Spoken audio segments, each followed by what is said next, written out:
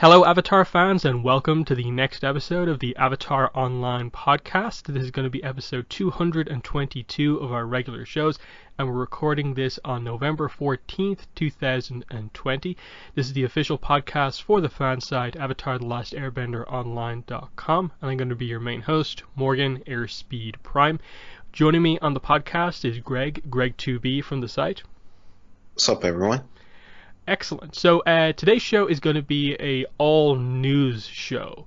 So this is covering the news from the last couple of weeks, including some pretty interesting, more recent news that's happened, as well as stuff from pretty much like a month ago.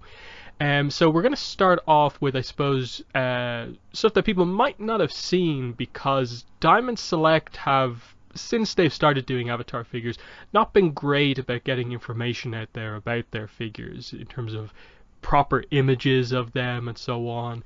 I think to this day, with Wave 2, they still only have the same two images they've had up there for the whole time. And Hot Topic, which is the news here, is the only place that I've seen these like proper images of what the final versions of these figures are actually going to look like, because I believe some people already have them, some people are getting them, but I think the actual official release date has been pushed back to like November 30th. So in or around the next couple of weeks will be when people will be getting Wave 2 in. So it's nice to know what we're actually going to get. So this is the Wave 2 of Diamond Select, which is Book 1 Aang, and then basically like a Sozin's Comet Azula, because it's not just a standard Azula for some reason. So the Aang, we get an in-package shot as well as a few other shots. He comes with quite a lot. So this Aang comes with a full open glider, a separate glider with the kind of, that's more of the staff, with the wings folded in. You get a Momo, which is different than the Wave 1 Momo. And he comes with like 4 extra pairs of hands. So he has the hands that can hold onto the glider. He has fist hands, hands with the sort of fingers pointing out, hands to hold the staff, I guess, as well as splayed out hands, I guess, for airbending poses. So this is definitely the most accessories we've ever seen come with one of these figures, and I'm guessing they did this because they probably realized that it's a bit much having like Aang in both of the first 2 waves, and he's going to be in Wave 4, I think. But what are your thoughts getting to see, I suppose, some more shots of this Book 1 Aang with all these accessories?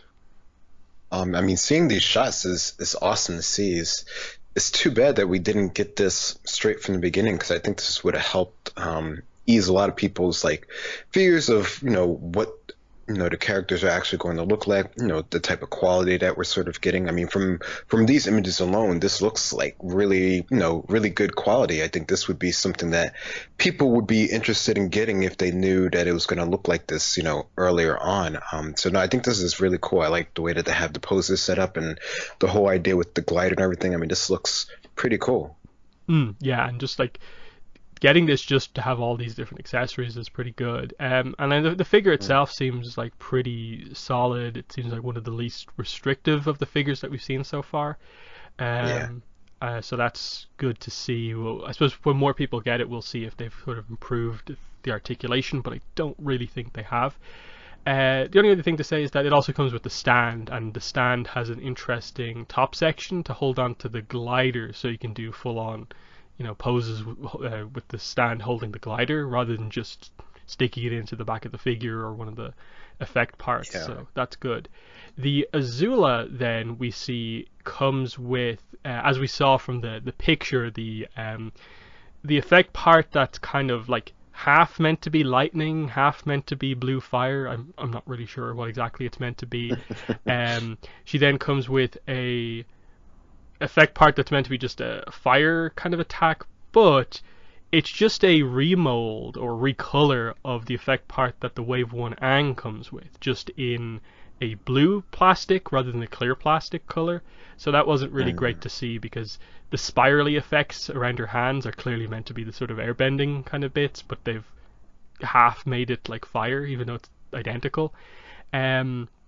And then she comes with 2 extra sets of hands. One with the hands sort of splayed, fingers pointing out, and then the other looks like a kind of holding set of hands, even though she doesn't seem to come with anything. I guess it'll hold certain accessories. I don't really know what the exact intent of them is. So she has overall fist hands, sort of like almost like karate chop hands, and then open hands or something.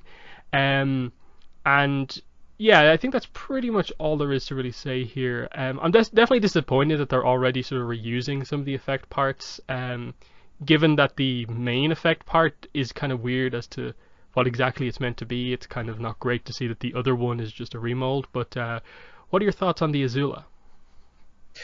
Yeah, that's interesting that they decided to just reuse that. I mean, I guess, maybe it's just, cost of doing it and whatnot, but that is kind of unfortunate because, yeah, when you look at, the original one for Aang, it's pretty much the exact same part there. They just sort of changed the color. And I don't know, I mean, I guess, you probably could do that with just fire alone, so it's not like unusual, but the fire effect that they have for the sort of straight shot, I think is pretty cool to see how they have that set up. And overall, I think, the quality of this one, based off of these pictures, I think is pretty cool. And you do get at least a couple other hand molds as well. So that's cool to see from that regard. But I don't know. I think it might have been better if they, chose a more generic look for her rather than specifically from this book, just to sort of keep it in line rather than going too far ahead with her character yet.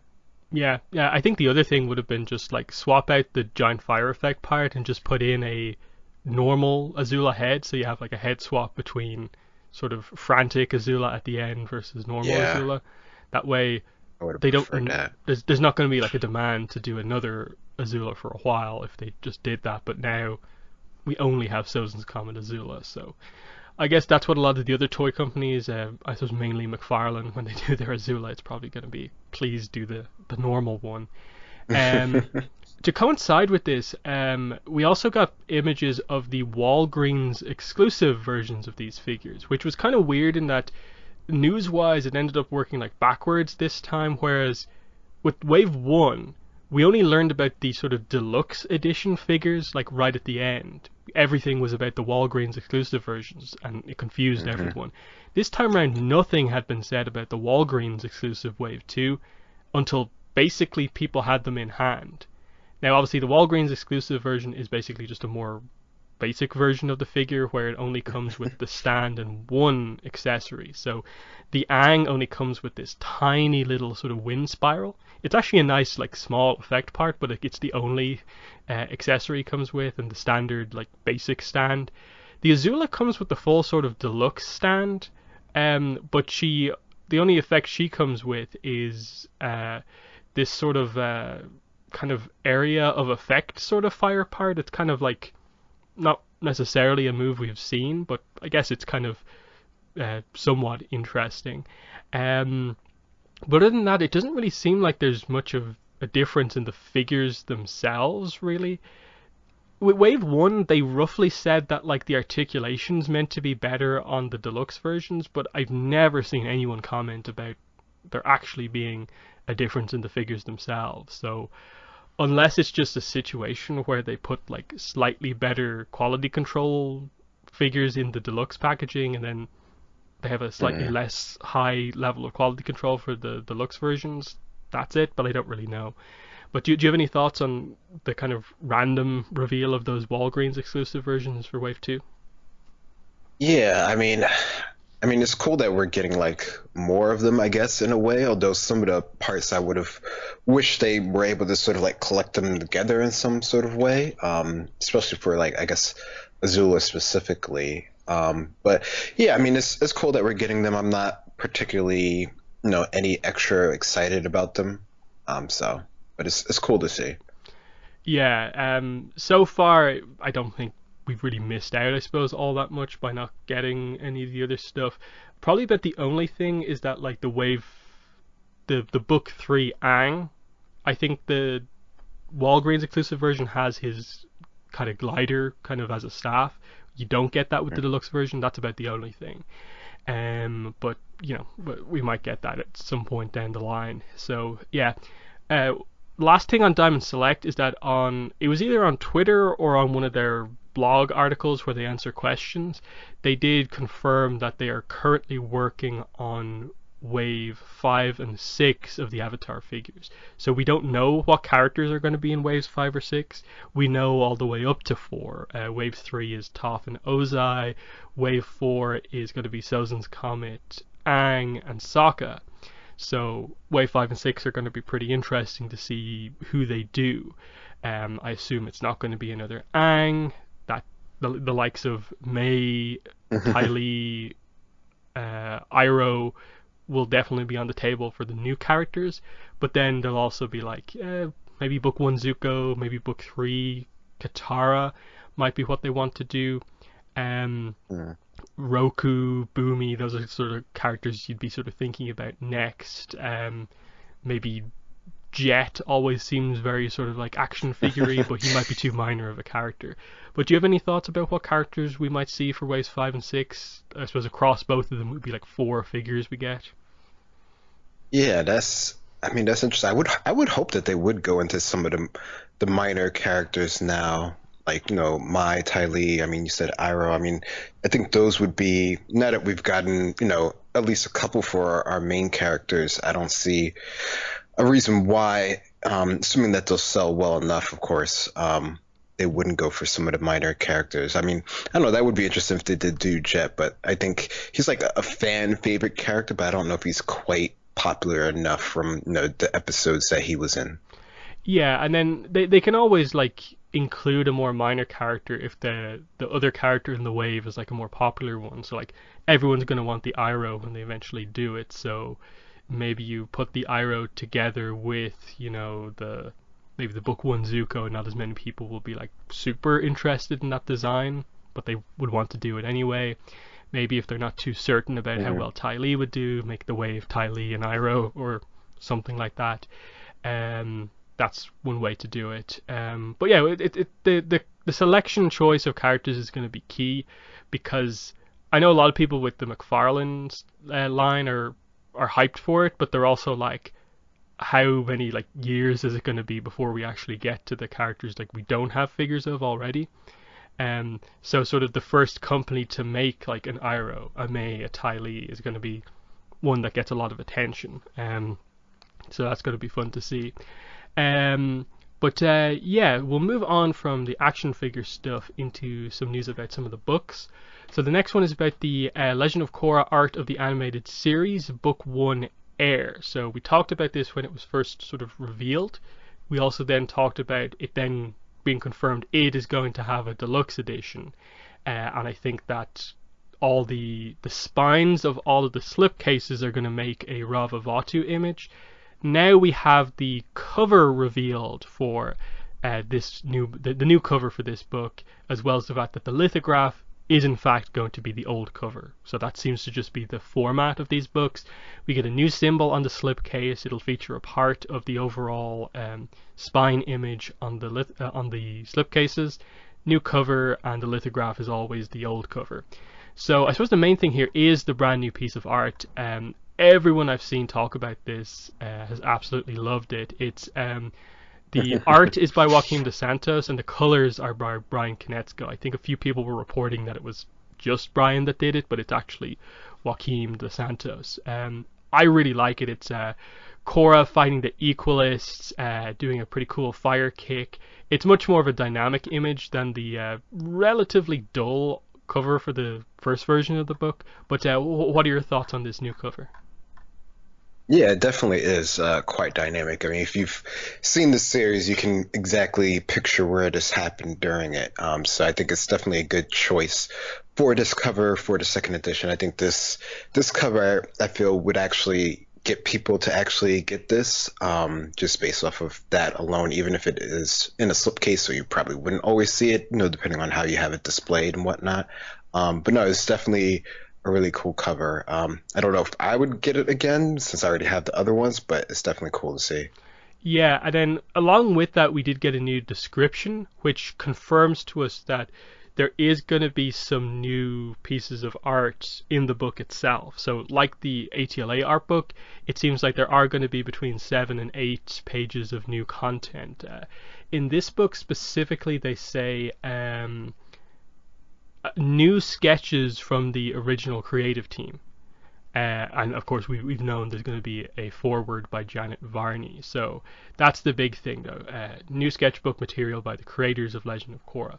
So I guess that would be stuff related to this new cover itself.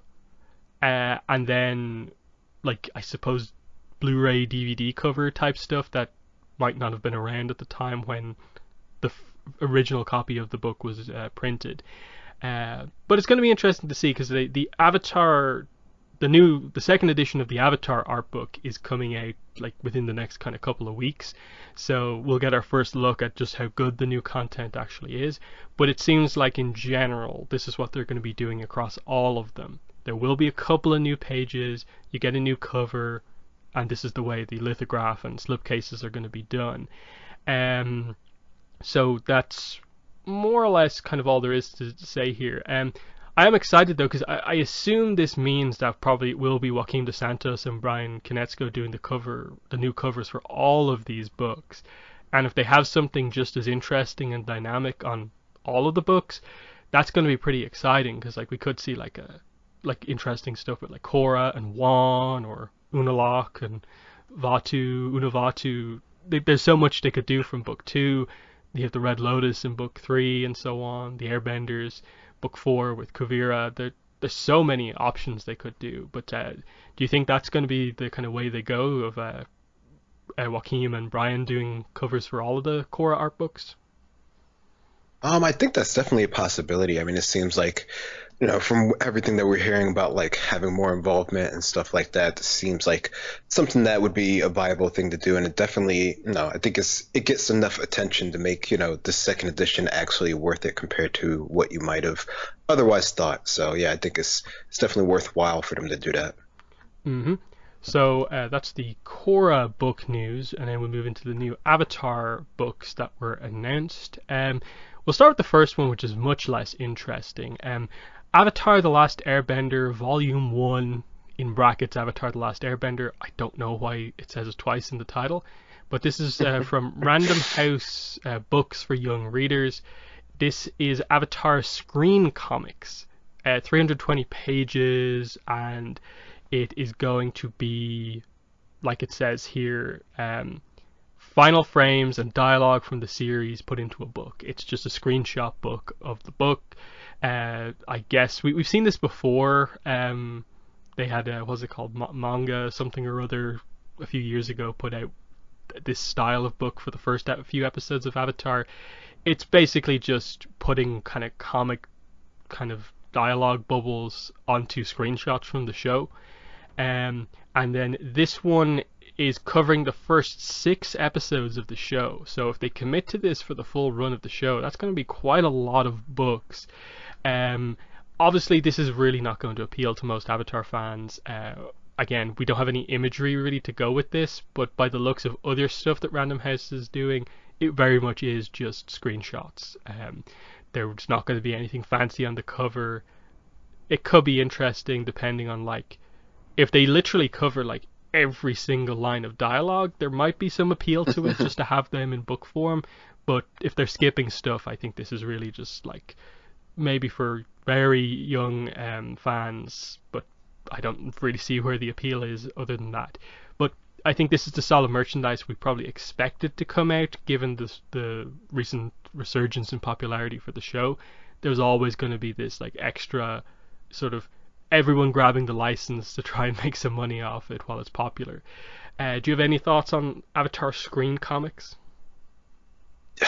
I mean, yeah, I guess, for most of the people that we're sort of talking to, this probably won't be particularly as interesting. I don't know. I mean, when I saw that this was mentioned, I recalled like the ones that they had before, and I was like, that's really just like a one-to-one translate. Like there's nothing different than they're doing to it. I don't know, I guess I'm curious to see if they like up-res the images or whatever, since that was like standard def back then, and it might need better quality now. So maybe it'll be interesting to see, what they do to the images as far as like translating them to paper or digital. I mean, I don't know, maybe it might be interesting to see if they, do a digital version of it, how that actually comes out. Maybe that might be worth it since that'll most likely be a bit cheaper. But as far as buying the actual trade back of this, is not particularly interesting to me. Yeah, and from what I can tell, this probably won't just be like reusing the style of book that they did before. So I suppose graphic wise, how they put it together, I guess it will be new and differently done. Because they have other books in their kind of screen comic style thing. They've done some Star Wars ones for like Rise of Skywalker, Clone Wars Season 7, I think Frozen 2 as well. I Even though some of them have been released, I haven't seen a single preview page from within inside any of these books, so probably speaks to Hmm. how many of them are being sold. But yeah, it's not coming out until May next year, so it's quite a while off. Um, I suppose with these, probably the best thing they could do is probably just put the different volumes out pretty quickly. I doubt there's going to be many people like waiting 4 months between each volume of this to come out when they're only covering 6 episodes in each one, which it's going to be kind of interesting because then like 6, 12, 18, well, some of them have 7. I guess they'll have to. Um, but yeah, that's definitely the least interesting of the books. The other new interesting one is from Insight Editions.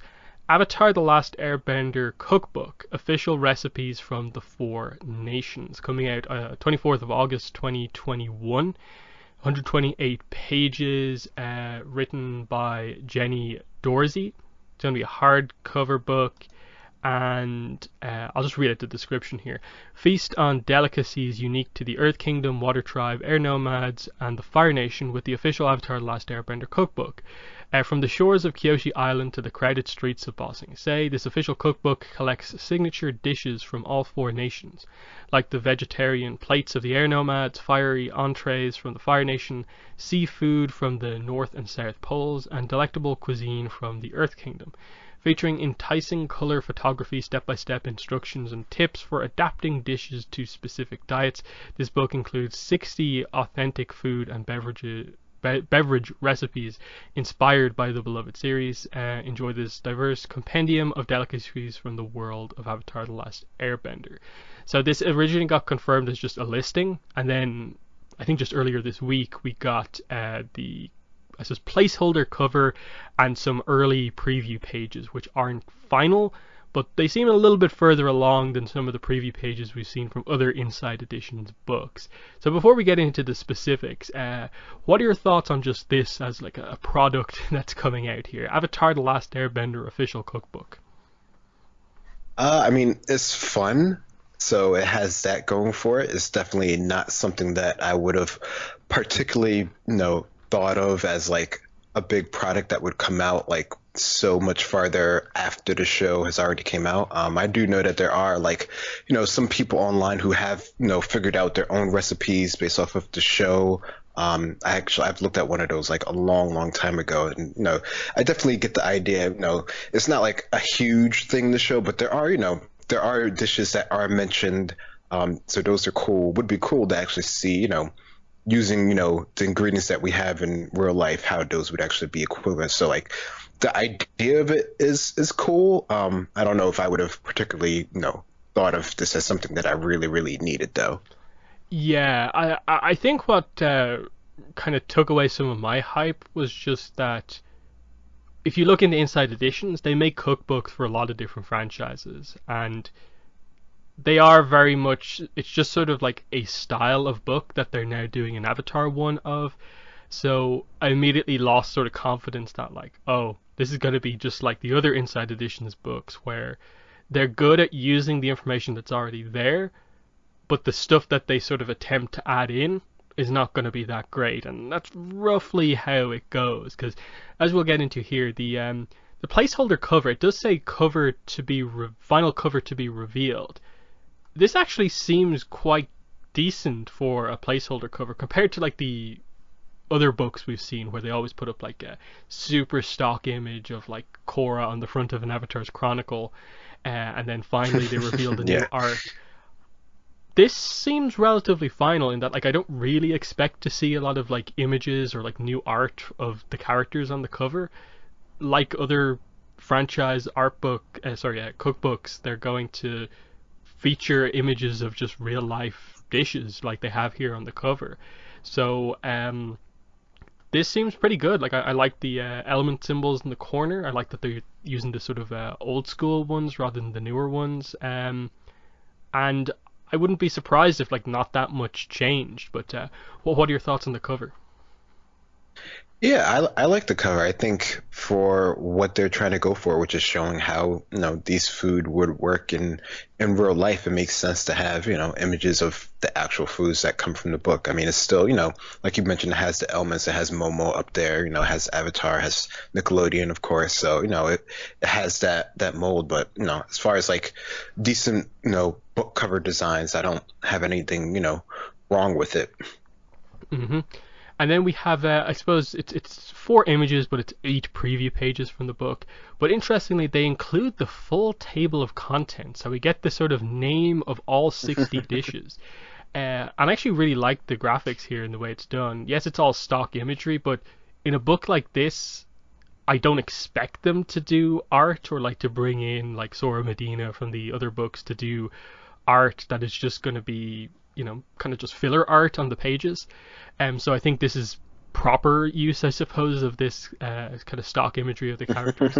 So I think it's interesting. Like obviously you can see the page numbers just say XX, and then the only mistake on the whole page is just that there's one dish in the Water Tribe section that is literally just called Kataras. No name, just Kataras. Obviously, it's meant to be Katara's something or other, because you can see some of the other examples are like Roku's Dragon Roll, Ozai's Agadashi Tofu, Zuko's Zenzai, and it's just going to be Katara's Water Tribe dish. And looking at the full list, you can see what they've sort of done here. They include a lot of the dishes that are actually named in the show. So, Flaming Fire Flakes, great. You have what else do we have here? A lot of the Earth Kingdom ones are pretty good. So Cabbage Merchant Cabbage, unfried cookie dough, of course, nice reference. Creeping Crystal Rock Candy, Cactus Juice, White Lotus Tea, Jasmine Dragon Tea Sampler, Spirit Oasis Tonic, Ocean Kumquat, but in smoothie form. They've done what they can to like reference the stuff that's mentioned in the show, but ultimately food isn't mentioned all that much in the show, so there's only kind of so much they can do, and so you get a lot of stuff that is just like, it's Avatar because they put a character's name in front of it. So like Hakoda's roasted Arctic hen, like when was that reference with Hakoda? You do have other ones like Aang's egg custard tart, because Aang saw a custard tart in the Great Divide and liked it, so it's an Air Nomad dish all of a sudden. Like that should, I suppose, theoretically technically be an Earth Kingdom dish, but because Aang likes it, it's an Air Nomad dish. But they do have like onion and banana juice. I think what seems the most fun about this, probably for a lot of people, is probably just going to be the drinks, because they have sort of like fun names, even if they're not very in-university. It's just like the Fire Nation have a drink called the Blue Spirit, Sozin's Comet, Agni Kai, the Avatar State, the Waterbender, Cactus Juice, of course. What exactly are the like quote unquote official ingredients in it? Who knows? But what are some of the ones that sort of stand out to you now that we have the list of all of the names? I mean, these are cool for what they're sort of going for. Like, you have like the Tween Lost Spirit cake. I mean, that seems like interesting. I mean, they have, some of these are just sort of like jokes on what happens in the show, like Honorable and Nigri. Like, there's a whole bunch of things in here that, like, it's not like they were ever sort of mentioned in the show. Fire Lord's spicy miso soup. Like, I don't know. I mean, some of the names, they're just like, they just sort of put, something from the show in front of, something that would relatively be from, where we consider each of the nations, to represent in our own world. So I get what they're going for as far as like developing these dishes. I guess it'll just be interesting just to see, what they use as like the equivalents of whatever the items are in the Avatar world, since obviously we don't exactly have the same animals that they do. So that'll be interesting to see. Yeah, and then it is kind of weird in that, like, you have, say, like festival turkey leg, but as far as we're aware, like non-hybrid turkey isn't confirmed in Avatar. I think there's one or two like turkey like hybrid animals, but like they're not really specific. But then you have like one of them is like a possum chicken. I can't remember where exactly that was. So that's obviously like an avatar animal. I think the swamp benders talk about that. And they incorporate some of that in, like Komodo something or other is here as well. Yeah, Komodo chicken. Yeah, so they kind of half do the hybrid animal thing, half don't. And then if we move along, they feature the sort of start page for the Fire Nation. So nice shot of just the sort of Fire Nation kind of, I suppose, where the invasion kind of primarily took place. And Yeah. then the list of Fire Nation dishes. So there's not too much to say there, but it's nice use of the background imagery. And then we get into the first actual like recipe. So the first one that they give us is Ang's egg custard tarts. It's an air nomad dish, of course. There's a picture of the actual item itself. You can see it's not fully done in that I think they just by default have prep time and yield as both being 5 minutes, but they're not. They're going to change, of course, because I don't think yield is meant to be in in minutes. So that stuff will change. The recipe itself, obviously, I don't really cook all that much, but it seems like it's not just completely like made up. The only thing though is probably the most important part of the page for like us as Avatar fans is mostly filler text. It's the whole lorem ipsum, filler web design text style stuff. And the only actual content here is while traveling through the Great Divide, comma, Ang, dot dot dot, as in like writer fill out the rest of this based on what you see of the egg custard tart from the episode. Like this is where you get it from. Write a paragraph about this. And this is going to be very interesting to see what they say here, because like I said, in the context of that episode, like the custard tart is brought in by one of the two tribes, the Zhangs or the Ganjins, not Ang, and it just so happens that he sort of is interested in it, so it's suddenly an air nomad dish. So I think the fact that they've like pretty much the only filler text in like the whole thing is the flavor text on the item isn't the best sign for this actually having a lot of interesting information. But what are your thoughts on the first, actual recipe page here? Yeah, I mean, the whole sort of intro paragraph that they have for each one of these. I mean, I'm not for something like this. It's just sort of like a media tie-in. I think the best that I would hope for is just that they make it seem like interesting and relevant to when this comes up in the actual story. Even if this isn't like a traditional air nomad dish or anything like that, since it wasn't something that he actually made or we have any sort of like historical reference on. I mean, I would hope that they would just bring in the fact that he saw this on the Divide and that now this has become like his favorite thing to eat all the time, and whatever along the lines of that.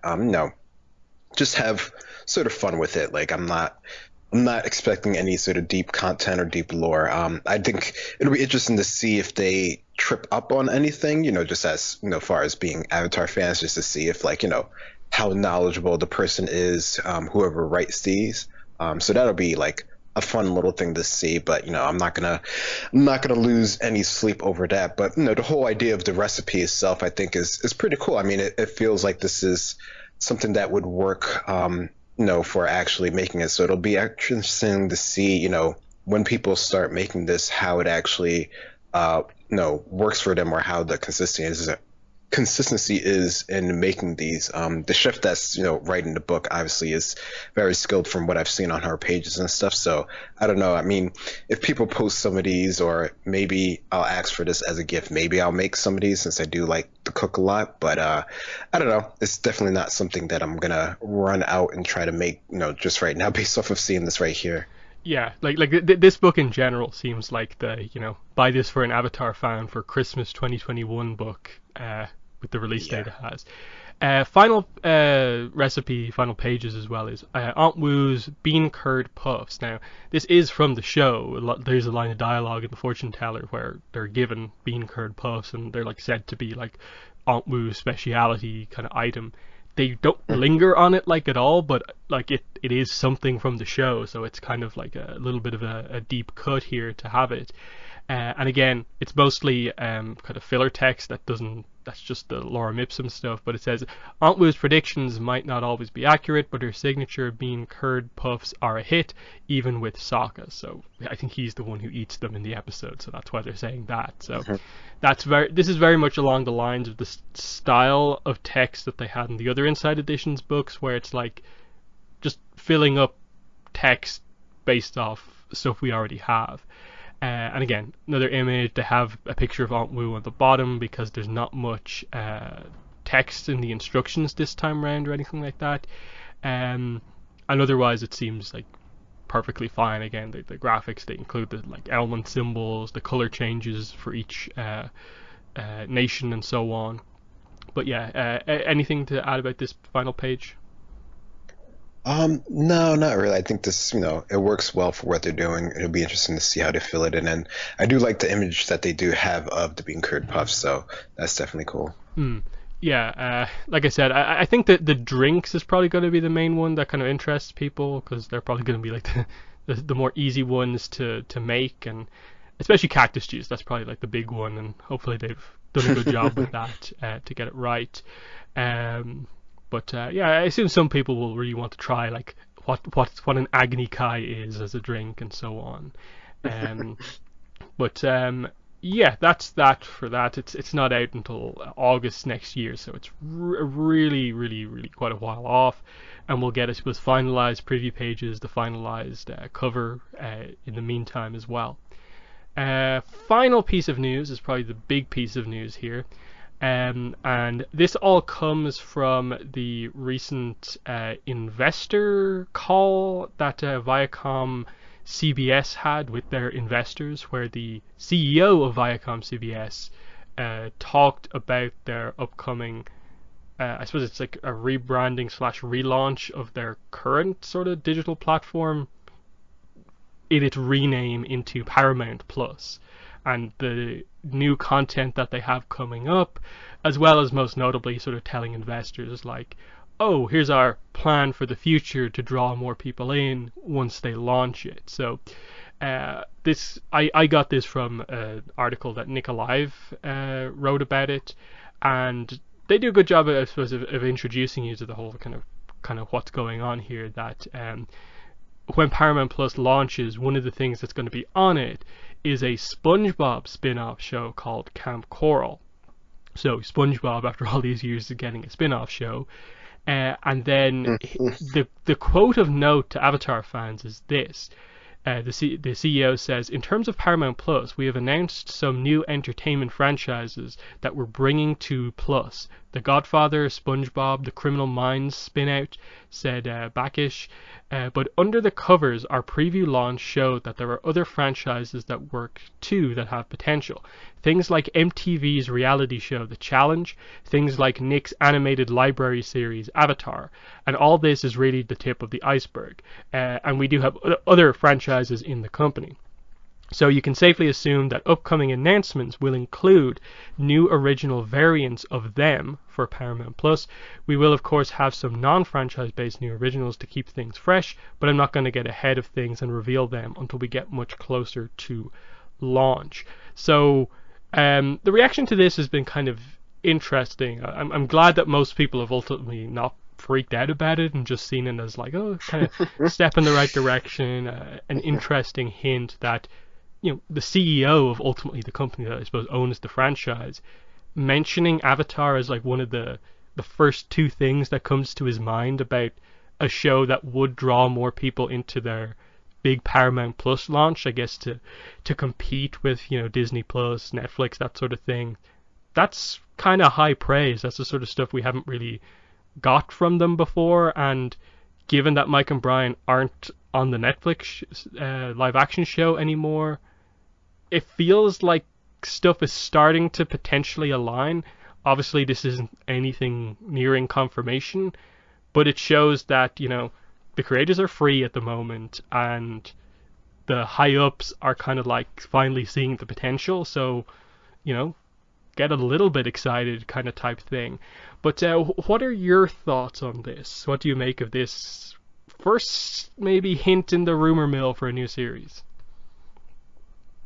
I don't know. I mean, it's on an earnings call, towards investors, so it's geared towards, getting people interested in this new launch and this relaunch of a network to show that it has, some worth in the competitive market, with like all the other ones that you mentioned, Netflix, Amazon, Disney Plus, all the networks are pushing forward online streaming, considering everything that's going on in the world and just the faster, more interconnectedness that we have of the internet now. So, I mean, it seems like it would be one that could potentially draw some ears, as obviously it has already, to get people interested in what they're doing. So, from that perspective, it totally makes sense to sort of mention it, even though we've known in the past it isn't something that other than sort of like historical praise is really brought up there as much, as far as like having as much of a active presence. Although with it coming to Netflix recently, and with the potential of the live action and everything with that, it definitely seems like it has more potential for upturn of just more content in general. I mean, we just talked about the different figures that are coming out, so that also adds to the popularity. The comics are still coming out, even if they are changing the actual way that they're being produced and put out now. So despite both of the shows being over for quite a bit now, there is stuff going on. So it definitely seems like a worthwhile endeavor that they can at least recognize that it has some importance, even if it hasn't been a focus as of yet. Mm. Yeah, and this is where like it obviously gets into a lot of like theories and rumors, and that like it feels like everything is lining up in the sense that like, oh, they're not moving the Avatar story along in the comics. Like, is that because they're stopping it now so they can continue it in a show type thing? But again, we don't know. Um, and yeah, that's the interesting thing, is that like Mike and Brian have like never said that like there'll never be another Avatar show again. It's just at the end of Korra, they said they were taking a break from working on animation, a break which I suppose technically ended when they joined the Netflix show, but now they're off that. They might want to do something again, given that all of a sudden there's not just like the fandom's interested in the show, but like lots of people are interested in Avatar again. And like you say, stuff like all the different action figure lines, the fact that we now have like 4 companies making action figures, um, even probably the least interesting thing we talked about here, the Avatar screen comics, is probably one of the biggest signs of like, oh, even this sort of like more like low effort merchandise is a great sign of the popularity of the show, that they're doing that sort of type of merchandise that they do with a show on the air for a show that's like 15 years old. And that's kind of big. And as everything's moving towards Netflix style streaming platforms, we don't need to worry, I think, about a lot of the issues that happened with regards to Nickelodeon, Viacom, and Korra during the run, because all of those issues ultimately were about like TV ratings and the timing of where you can air this show. And there's always been the issue with a super serialized show like Avatar and Korra. If they ever re-air it, they have to air it like in order, and they have to like lock a time slot in for a run of 61 episodes, 52 episodes.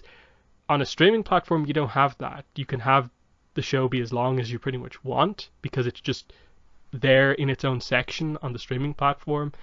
And then the only decision they have is really about, do they do the sort of more Netflix style thing where they release the full season at once, or one episode at a time, like sort of The Mandalorian is at the moment.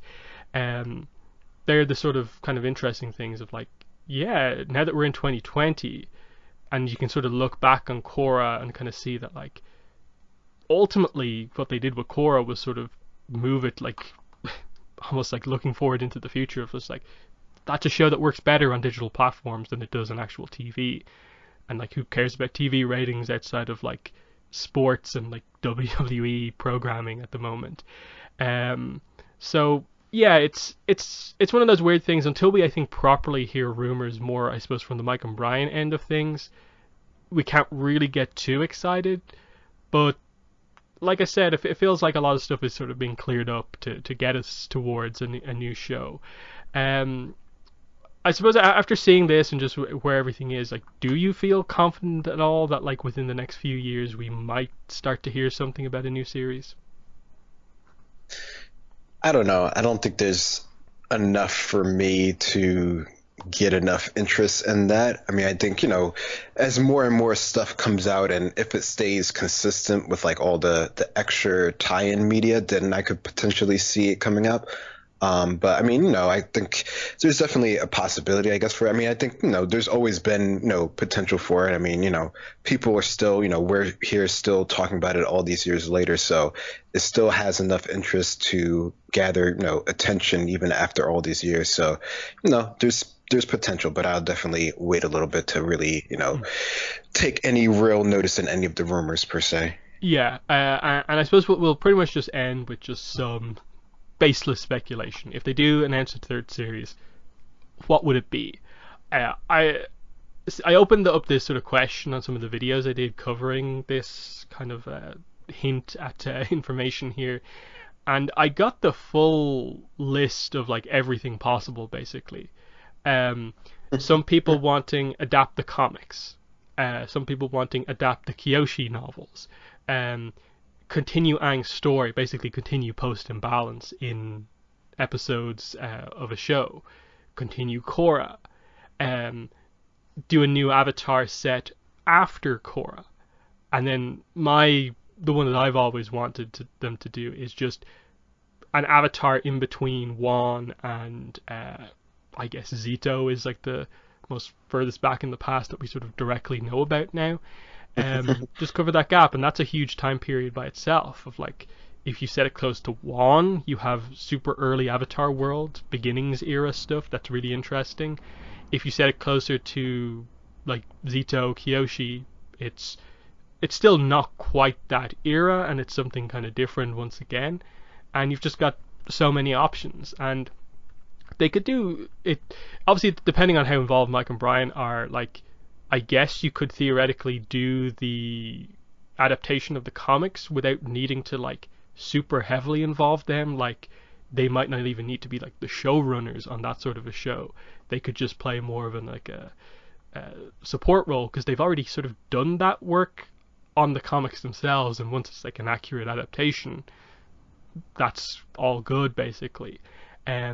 But anything that's directly new, you definitely would want Mike and Brian to be the kind of showrunners on it. And then I've seen obviously the back and forths about like people who are like, are Mike and Brian as good writers as we think they are, or do they need other people with them to make the show as good as possible? And how much of some of the criticism about Korra is down to Mike and Brian specifically, or the limitations that were imposed on them by like the network and so on. But if there was another series, where would you feel that they should go with it? Like something new, adapt something, or what? I think they should go with something new. I think that would be the best from my perspective. Just because, I mean, if it's a story that we already have in another form of media, yeah, it would be cool to sort of readapt it, and maybe there might be a little bit less work involved because at least you have like a skeleton outline, but there's still quite a lot of work, even if you're adapting the comics or a book. There's still a lot of work. You still have to write it for the new format that it's going to be in, so animation particularly. So still, it's still a lot of work, and chances are you still would need Mike and Brian there, either in like a producer role or just in the room in general, even if they aren't like the number one person writing the story. So no, I think new content would particularly be interesting for me, which of course from everything that we've seen, they would be, the two to keep, for sure on the team as far as that goes. And maybe they're doing the writing, maybe they're not doing the writing. I mean, it seems like regardless, they're going to be involved in the process, even if they were like, the head writers for any episodes. It's not like they wrote everything on their own. There's always like a team involved in that at some point. So even if the final, I guess, buck does fall on them for being, the main person, there's still, multiple people involved. So, but yeah, no, I think for me, something new, either if it were like sort of back in time, that would be kind of cool, or if they went, sort of after core. I mean, I think that could be interesting as well. So I don't know. There's a lot of different options they could go with, and if they actually do something, I'm sure people will watch it regardless. Yeah. I've always been a bit wary about the whole like going to the Avatar after Korra, just because you'd have to move on like 70 plus years, because we assumed like Korra would live a bit longer than Aang did. So you'd potentially be like 100 years in the future, and even more of a time advancement might be a bit too much if they go too far with it. Um, Go sci-fi. yeah, like if we suddenly have the internet in the Avatar world, that could be kind of weird. But at the same time, I always like some of the ideas that some people tackle in like fan fictions of just like Avatar in the modern world, where like bending, spirituality, the spirits are sort of like almost like a relic of the past, and it's so different, that whole idea of the Avatar bending compared to modern life and what the world is. But what if you needed to embrace that again in a modern world? Like there's potentials for those ideas, but it would be very, very different than everything else Avatar, and would that work or not? It and then I'm always just a bit wary about constantly expanding the kind of like boundaries of the universe when we've barely filled it in at all. Um, that like this will create another gap that we're going to be like constantly complaining about not being filled in. Like if you're not filling in the Avatar core gap that much, there's going to be the same complaints about filling in the Korra to new series gap, and that's just going to be even more frustration. Um, with regards to like, oh, who did this character get together with, and so on. When we start to see like ancestors of the Korra characters and so on, we don't want that again. Given that like we still don't know if like me and Zuko are canon, and that sort of thing. Um, but yeah, that's pretty much all the news. Ultimately, yeah, it's just like a minor hint about something that could happen, but it is a positive note. It's like a little checkbox on the list of things that need to happen for another Avatar series to take place. But there's still a few more things that need to happen before it's like properly like 2011 rumors of like Korra happening style stuff. Um, but yeah, in terms of upcoming news that we're sort of waiting for, we I suppose theoretically should be getting preview pages for Toph Beifong's Metal Bending Academy like within the next couple of weeks, based off when the Katara preview pages came out. They are realistically going to have to announce the next one shot at some point, given that like that's going to have to come out in June. If they continue the 4 month gap between books, we've been waiting like all year basically for the announcement of what's next for Korra comics. So the next trilogy we know is coming. Plus, they do have other books that they've sort of teased that we don't know about yet. So that's going to be pretty interesting. I feel like they really need to do a lot of that stuff before the end of the year, just because, and it right now it looks like it is shaping up to just be sort of another year for Dark Horse of like reprint style books of like, okay, the Rift Omnibus is going to be next year, and yeah, they're going to have to announce the Smoke and Shadow and North and South Omnibus for next year. Again, one of those coming out in June, one of those coming out in October, I would guess. Turf Wars Omnibus would probably, I guess, be next year also, but we have to wait and see. So, I don't know. At this point, we're getting very close to the end of the year. Greg, what do you think is going on? Do you think we will get some book announcements for next year before the end? I don't know. This is pretty much the end here. So I'm not, I don't know. I don't really expect that much to be announced during this part of the year. Usually they would wait to, the beginning of next year to sort of make everything known. So I don't know. I don't think there's a lot that would be announced at this point. Yeah, because once the Avatar art book second edition comes out in like, was it the 24th? So just like a week and a bit away. That's all the Avatar books for this year, like out and released, and everything else is 2021, and mostly like early 2021 for Dark Horse, because I think March 2021 is the latest thing they have with the the Korra art book, second edition. So yeah, we're waiting for all the new stuff to be announced, and I'm gonna guess we'll see a lot more stuff along the lines of the Scream comics and cookbook style stuff come out. We'll probably maybe see some other Inside Editions books, and then there's always the potential for another novel to be announced, but who knows what's going on there. So yeah, that's pretty much it for this week's podcast. It's been myself, Morgan, Airspeed Prime, and Greg. So thanks for listening, and bye. Bye bye.